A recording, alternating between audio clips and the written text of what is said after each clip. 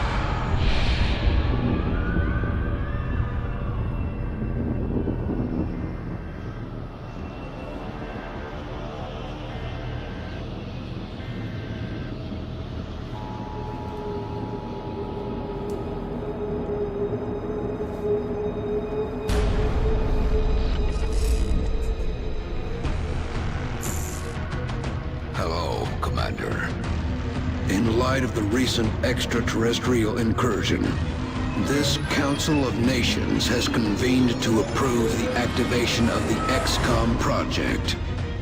You have been chosen to lead this initiative, to oversee our first and last line of defense. Your efforts will have considerable influence on this planet's future. We urge you to keep that in mind as you proceed.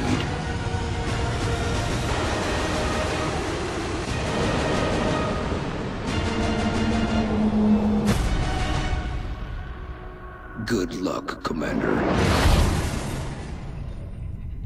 XCOM Enemy Within, here we go. I'm really looking forward to playing this after having a bit of experience with classic mode. Hopefully things will go much better. Now the starting base location really can change up how the game plays to start with. North America gives you less, it takes down the cost of aircraft and aircraft weapons. Europe, 50% less to build and maintain laboratories, workshops, and Asia is operational officer, sorry, can't even read. Training skills and foundries cost 50% less for all the projects. These aren't so great, I think, for Classic Impossible. The main ones are really South America, autopsies and interrogations are completed instantly. The main one we're going to go with is Africa. Africa gives a 30% all-around increase, and I think this is going to pay off both in the early and especially in the late game. So we're going to go with Africa. It's what I went for in my first run as well. We're heading to South Africa for this one, and we need to get down there fast. So this is Operation First Crone, within a major metropolitan area. which is cool. It's a random mission. It's not exactly the same one as I played the first time. And it's daylight too, which is nice. Man, this game looks great. It also has a great feel to it as well. I think the whole feel of the game is done really well. It has that great, that real global initiative kind of thing going on. You are the first and last line of defense. We're gonna have grenades. Strike one. This is Central. You are free to engage all hostile contacts in the AO. Don't take any chances. Maybe I have done this one. I can't remember. But meld is a new resource in this expansion, and it's something that we need to really need to get quite quickly. Cover is not provided by. Is that full cover there? It's full cover on that side, which is interesting. What am I going to do with these men? Alright, let's move them up to these barriers. Visual on the goods. Wow, there's one thing in meld. 6 turns until it pops. I do want to bring another guy up to here, but it might trigger units in here. Alright, let's find out. No, nothing there. We've got a good amount of cover on this side. The map doesn't appear to be too big. There might be another building or something in here. Getting up into this first building is going to be our first priority though. There's a pipe here as well, which is terrific. If you go into here, then we might swap some guys in the back here. Up here will definitely trigger them. How far can this guy run to? He can run to the spot here.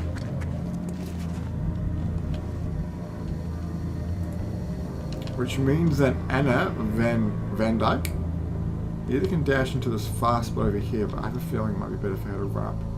Oh, it's dashing just to go there. That is annoying. Or we might dash it all the way into this unit over here. Rolling out. Cool. We'll track the rest on Overwatch in case enemies walk into our view. Now, Overwatch is definitely an ability that people use like straight off the bat, but it should never be used if you cannot see an enemy, because Overwatch, when you can see an enemy, I mean, we'll just keep them pinned, and that doesn't really provide any bonus whatsoever. So Anna's going to do a scout for us. She's going to pop her head up and see what she can see up here. She can't actually see anything.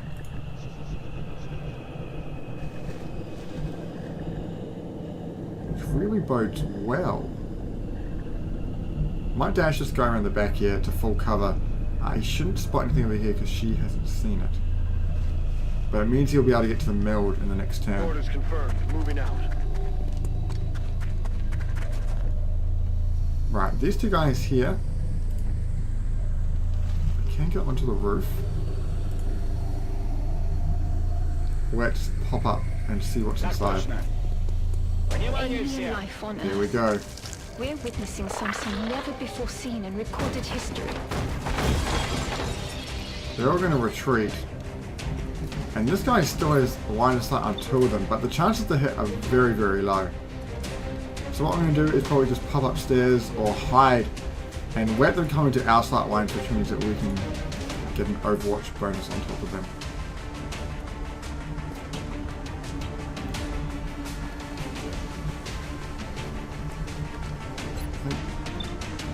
Just wondering where the best place to put this guy is, because there isn't that much cover around, especially full cover. We can't get all the way over to there, which is a shame. And I'm worried about triggering another group of enemies back here. But realistically, they probably are on the back side of this map. We'll get this guy to climb upstairs. It's probably the wisest place to go. There will be a second move, so I will put him somewhere where he can't be attacked. Climb up the wall there. Oh no! They're on the roof.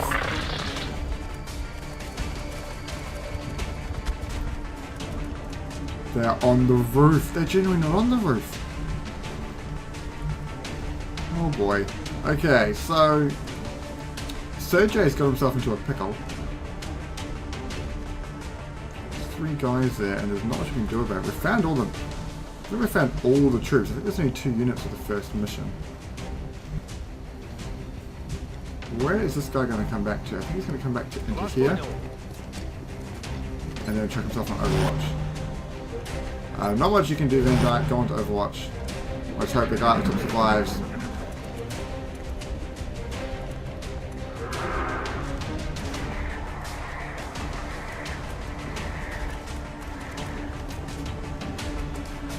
Right, get a reaction shot. Okay, the first shot of XCOM misses. It was a shame. So go up top can survive and get a grenade off and probably kill all 3 of them. I'll explain why in a moment. The other one's coming around the corner, right? Go on top of the car, get a shot off. Again missing. This is not going well for our troops. Just realised where it is, so it's going to jump back inside. Seen up here, triggering all of them off in the first go. Okay, that misses, that's good. And the other one over there's got a chance. In full cover, this is not good. 4, that's critical. Okay, so that's everyone. Now this guy needs to throw a grenade. And he's not going to be able to reach it. He should be able to run up to here, throw a grenade, killing both of them. And what should happen is this mind control will backfire. And it'll actually fry this guy's head. And I'll show you that by doing this. Yes. He's going to run up. He's going to throw the grenade. And it should kill all 3 of them. Here we go. Sergey, you're not going to survive if this doesn't work. You may want to instruct your men to exercise restraint when using explosives. The explosive While destroys the gun. effective at killing I should aliens, explain they why also in a moment. destroy the artifacts we're hoping to recover from the bodies. Just something to consider. Their weapons appear to self-destruct when the operator dies. Yeah. We should look closely for any fragments that could be salvaged for our own development programs. So they disintegrate when they die. But not only that, they actually, if you use explosives on them, then they completely explode. For obvious reasons. That's affirmative. If Van Dyke can jump down behind here, hopefully there's no one with Overwatch on. Brilliant. She can collect the mail. The goods. Guaranteed collection. 65% chance to hit. That's good. We're going to take it. It misses. Goodness me, we have a whole lot of people. No one's actually connected with bullets yet. Do they have the chance of hitting? No, it doesn't have the chance of hitting there. We'll jump in on Overwatch there. 2 movement points over here. I really want to get across. What actually might be better would be to come back over to my own guys, but I can't get across that far. I'm stuck in half cover, so it's probably going to be worth dashing away? Like, just way away, and then running over here on the next turn? Because I have a feeling, we could dash across here. I have a feeling though by himself he might, it might be dangerous. Hunkering down means he will definitely survive the turn. Can't shoot that person. I'm really glad Sergey survived though. Goodness me, that's a intense start. You could possibly jump up here and go for a full flank if you could run across the top. Let's try this. Hopefully no one will see him. Very good. So we spotted all 3 and we could see there were one back here and one over the far right. So now he's at the top. Okay, here we go. Did one of them still have Overwatch? Going for the shot. Oh gosh, that car's going to explode now. So there's 2 right there. One's on Overwatch, but they... Oh, the other one's over here. This guy's still got a grenade, so hopefully what he's going to do... We're going to run him over and hopefully we can drop a grenade right down in there and kill both of them with the 1 grenade. Spin that camera around. Seems like we can't drop it down very easily. There was a... I killed one of them. But I can't seem to be able to kill both. The angle just isn't right. This guy's lost his grenade, so he won't be able to do much. This one's on Overwatch, which is an issue, which means these guys cannot move right now. And I presume... Well, actually, you probably could nearly kill that guy. Oh, no, he'd be too far away. They're in full cover, though, so that's good. They can always hunker down, and they'll be able to survive another turn. Now, we can always move these guys closer. That means on the next turn, they'll definitely be able to lob that grenade in. So let's move him up so next turn he can get the grenade in. Hunker down.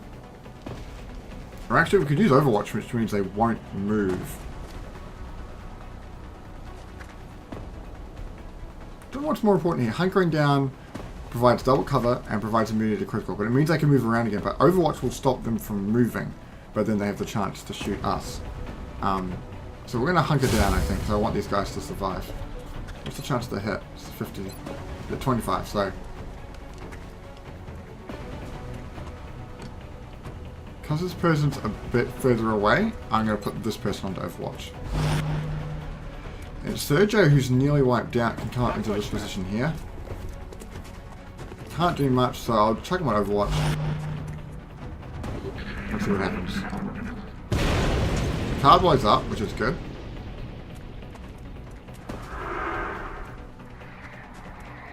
There's a mind control going on there, so maybe if we can grenade in here, that'd be great. They're going for the shot, and on the far guy. Oh goodness me! So they didn't go for the hunker down one. Right, they're not even close together now. Can we get that grenade in there? Right in here. Perfect. Lob it. Up and over.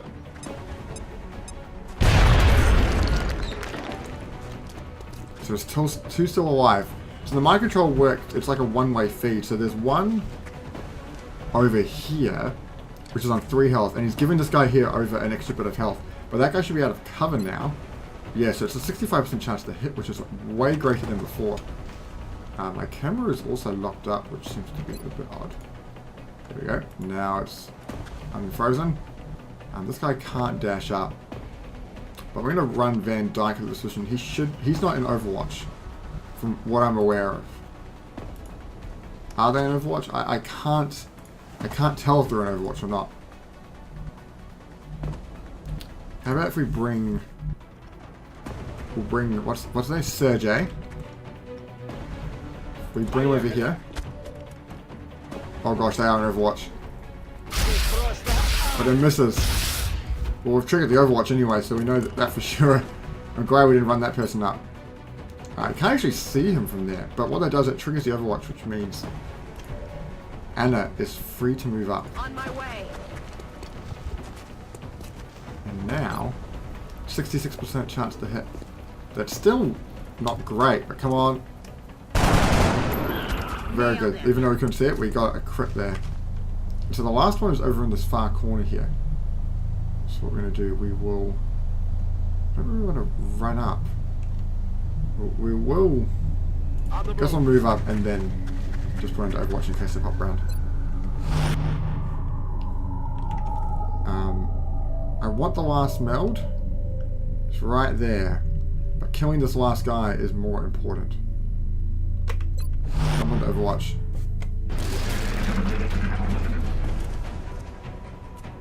Oh my goodness. Okay, he could be in trouble if they can shoot through that gap. Yep, he's in trouble. Medkit the stabilizer. We got 3 turns to get him out.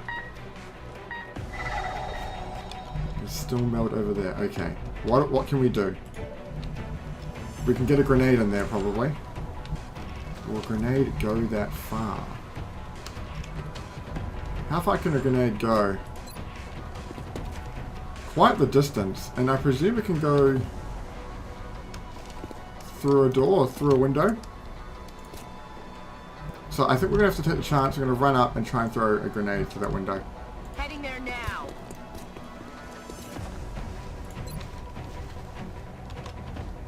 Right on top of him. Batter up.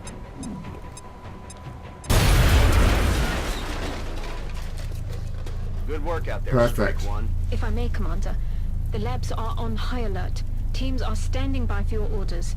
We can begin researching the newly recovered artifacts immediately. That was a great first mission. We got both of them nailed. We lost nobody. We got someone who was critically damaged. Thankfully, wasn't killed off straight away, but it means they'll come back. They didn't die before the end of the mission, and we killed all the aliens. It was great.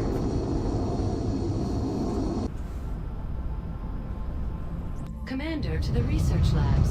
Commander to the research labs.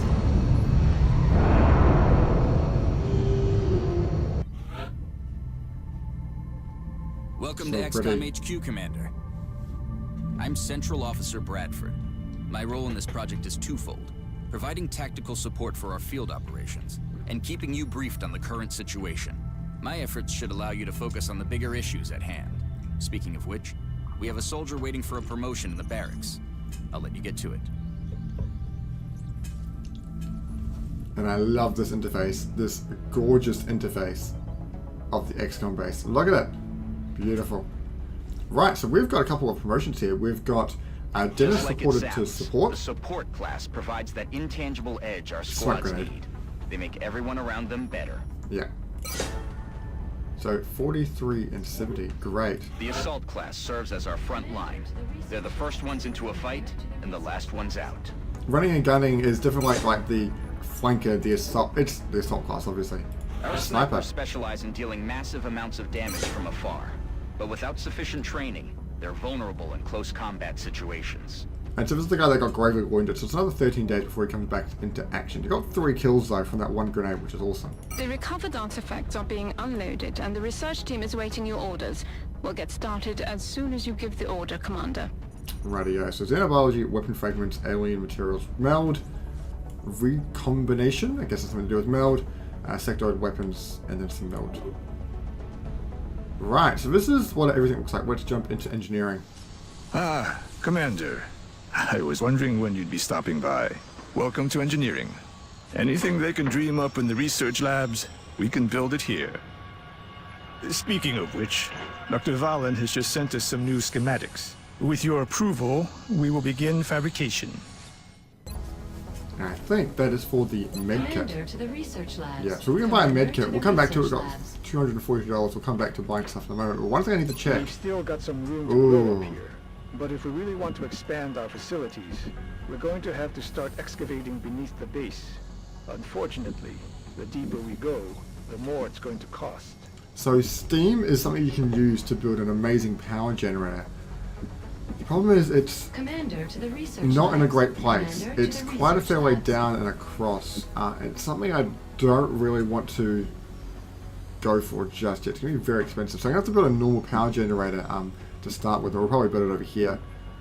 It's a shame. I once had one game when I was trialing it, I had a steam generator. The only steam was here. I was like, gosh. On the one I did before, where I epically failed, the steam was right here, which is absolutely beautiful. Let's go to research. Hello, Commander. My name is Dr. Valen. I oversee the research labs. This is where all of XCOM's research and development takes place. We have already begun analyzing the artifacts recovered from our first encounter with the aliens. Based on our preliminary findings, we believe we can use them to develop some new equipment for our soldiers. With your approval, we will begin research immediately. Right, yeah, so we can choose what we want to research, and I think the first research we're going to go for is weapon fragments. Why can't we do that? Insufficient resources. One more weapon fragment needed. Well, we might go for meld then, I think. Xenobiology allows us to discover that we can actually stun aliens. It's a shame that we didn't get this, and the reason is I used so much explosives to kill aliens that they didn't, like, I just blew up all the fragments. So we're going to go for meld, and we'll begin that Commander. project. I realize our troops have to put their own survival first, but every alien we use explosives against is one less opportunity to recover new artifacts. Know that now. Rightio. So let's go to mission control. Look at this beautiful room. Blue or realistic? I think we'll go with realistic. And so now what we can do is scan for activity and let time pass. Alien abductions reported. So let's have a look at the science. We've picked up multiple requests for assistance. Abductions in progress are marked on the hologlobe. Right, so we've got Argentina here, which doesn't have much panic at the moment in that country. It's a moderate mission difficulty, and you get 4 engineers. And engineers are going to be crucial in building some of the weighter buildings in the game. Japan, engineers lower the cost of the buildings, apologies. The scientists lower the time to research. So Argentina, low panic, moderate difficulty, 4 engineers. Low panic in Japan, easy difficulty, and 4. And then Egypt, low, easy, and 200. Engineers, I think, are crucial at the start of the game. Really just to get that money down, because we don't have much. I think we can go with Argentina. It is the hardest mission, but I think it will be the one that we should be going along to. And so this is where you get to pick the squad, and this is also going to be the end of this episode. Thank you for watching, and I hope you can stay tuned for episode 2. We'll see you next time.